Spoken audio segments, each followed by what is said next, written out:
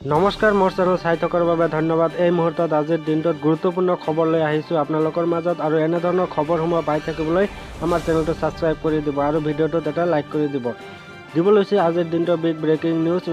মুখ্যমন্ত্ৰী মহোদয় নৱবৰ্ষৰ প্ৰথম দিনতে ইতিমধ্যে কেইবাটাও গুৰুত্বপূৰ্ণ খবৰ ইতিমধ্যে প্ৰকাশ কৰিছে। মই আপোনালোকক সবিশেষ দেখুৱাবলৈ চেষ্টা কৰি আছোঁ। আপোনালোকে ভিডিঅ'টো সম্পূৰ্ণকৈ চাই থাকক।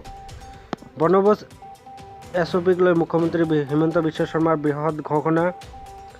পিকনিক যাবলৈ আহি যাওঁতে কান্দি ঘৰত নাযায়, তাৰে জাৰি কৰা হৈছে SOP। যদি SOP কঠোৰ হৈছে তেন্তে ইয়াক কাইলৈৰ পৰা শিথিল কৰা হ'ব। দুই তিনিটা নিয়ম মানি চলিব লাগিব বনভোজৰ দলে। বনভোজলৈ গ'লে কৰিব লাগিব পঞ্জীয়ন, যাতে কোনো নিৰুদ্দেশ হ'লে প্ৰশাসনে গম পায়। পানীৰ মাজত কোনো যাতে নামি নাযায়। মূল সমস্যাটো চালকে সুৰা সেৱন কৰাত। কোনোপধ্যে চালকে সেৱন কৰিব নোৱাৰিব সুৰা। আন এক বিগ ব্ৰেকিং নিউজ। মুখ্যমন্ত্ৰী মহোদয়ে ইতিমধ্যে ঘোষণা কৰিছে মুছলমানসকলক। মুখ্যমন্ত্ৰীৰ এক বৃহৎ ঘোষণা মই আপোনালোকক এই মুহূৰ্তত স্ক্ৰীণত দেখুৱাব চেষ্টা কৰি আছোঁ। বাংলাদেশী মুছলমানক লৈ বিগ ব্ৰেকিং নিউজ। বাংলাদেশী মুছলমানক লৈ মুখ্যমন্ত্ৰী হিমন্ত বিশ্ব শৰ্মাৰ মন্তব্য। বাংলাভাষী মুছলমান অসমত থাকিব, এই মন্তব্য কৰে মুখ্যমন্ত্ৰী হিমন্ত বিশ্ব শৰ্মাই। আমি তাক সলনি কৰিব নোৱাৰোঁ, এয়াই জীৱনৰ বাস্তৱ সত্যতা। ধুবুৰী বাংলাদেশী মুছলমানক লৈ মুখ্যমন্ত্ৰীৰ এই বিশেষ মন্তব্য। ব্ৰেকিং নিউজ মই আপোনালোকক দিব খুজিছোঁ। নিশা 3 বজাতে পাব ড্ৰাইভিং লাইচেন্স। নিশা 3 বজাত সক্ৰিয় হৈ থাকিব অনলাইন ছাৰ্ভিচ। নিশা 3 বজাতে পাব কাষ্ট চাৰ্টিফিকেট, ট্ৰেড লাইচেন্স। মাটিৰ উত্তৰাধিকাৰীৰ নাম সলাবলৈ নিশা 2 বজাতো কৰিব পাৰিব আবেদন।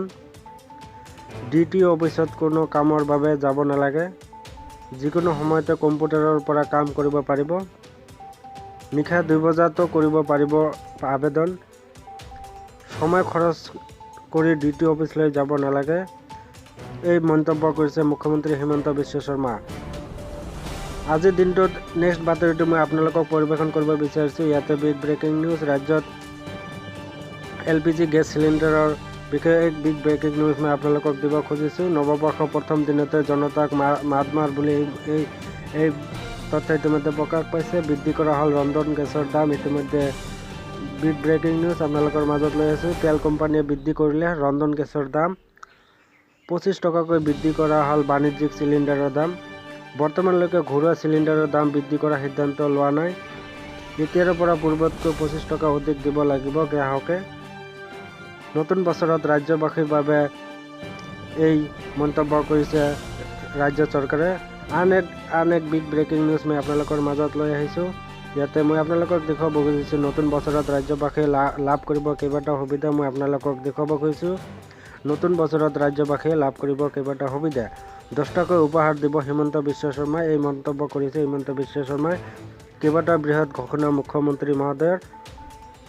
নতুন বৰ্ষত মাইক্ৰ' ফাইনেন্সৰ ঋণ মহিলাক সম্পূৰ্ণ সকাহ দিব চৰকাৰে।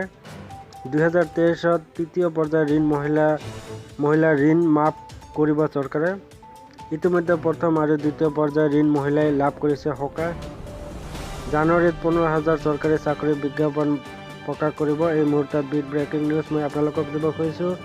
3-4 মাহৰ ভিতৰত 1 লাখ নিযুক্তি সম্পূৰ্ণ কৰাৰ লক্ষ্য হিমন্ত বিশ্ব শৰ্মা চৰকাৰৰ। আন এক বিগ ব্ৰেকিং নিউজ আপোনালোকৰ মাজত লৈ আহিছোঁ। ইতিমধ্যে বিগ ব্ৰেকিং নিউজ দিব খুজিছোঁ। ৰেচন কাৰ্ড নথকা সকলৰ বাবে সোণালী সুযোগ। ইতিমধ্যে মুখ্যমন্ত্ৰী মহোদয়ে জানুৱাৰীৰ প্ৰথম সপ্তাহতে এই তথ্য প্ৰকাশ কৰিছে, এই ঘোষণা কৰিছে। মই আপোনালোকক দেখুৱাব খুজিছোঁ।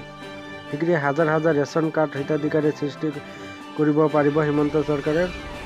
ৰাজ্যত দুখীয়া পৰিয়ালক ৰেচন কাৰ্ড প্ৰদানৰ ঘোষণা হিমন্ত বিশ্ব শৰ্মা। ৰেচন কাৰ্ডৰ হিতাধিকাৰী লাভ কৰিব 5 লাখ টকাৰ চিকিৎসালয় ব্যয়। ইতিমধ্যে আন এক বিগ ব্ৰেকিং নিউজ দিব খুজিছোঁ যে ৰাজ্যত কৰোনা মহামাৰী ইতিমধ্যে ভয়ংকৰ ৰূপত বৃদ্ধি পাইছে বুলি ইতিমধ্যে ঘোষণা কৰা হৈছে। মই আপোনালোকক স্ক্ৰীণত দেখুৱাব খুজিছোঁ। যাত্ৰীৰ বাবে 7 দিনৰ হোম কোৱাৰেণ্টাইন বাধ্যতামূলক কৰিছে ইতিমধ্যে চৰকাৰে। মই আপোনালোকক দেখুৱাব খুজিছোঁ বিদেশৰ পৰা অহা যাত্ৰীয়ে ঘৰত 7 দিনৰ বাবে হ'ব লাগিব হোম কোৱাৰেণ্টাইন।